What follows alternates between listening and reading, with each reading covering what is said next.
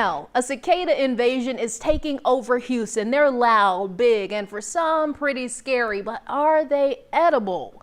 Zoe Henry with WLTX spoke to experts about whether or not you should eat these insects.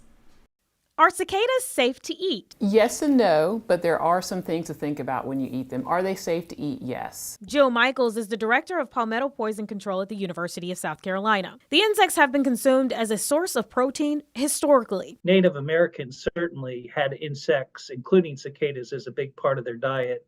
And insects in general are high in protein, low in fat. Eric Benson is an entomology professor at Clemson University. If you're thinking about eating one of these creepy crawlers, there are a few things to consider. Number one, they can have bacterial contamination as well, so they can be dirty, so to speak, but then they're living underground and they're feeding off the tree, and they can have environmental contaminations. Because of the potential of contamination, you should wait until they've been cooked before eating them.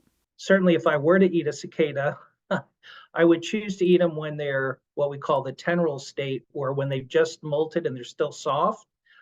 They don't have the wings fully developed, and I wouldn't eat a cicada raw. I personally would cook it. There's one more thing you should consider before popping one of these in your mouth. They're descendants of seafood. And what people don't tend to think about is you can actually have an allergy. If you have seafood allergy, like to lobster and shrimp, you can also have an allergy to cicadas.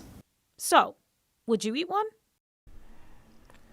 Oh, would you eat one? Honestly, no. I would not eat. Yeah, I'm gonna give it a big old no. Oh man, because I have some right here.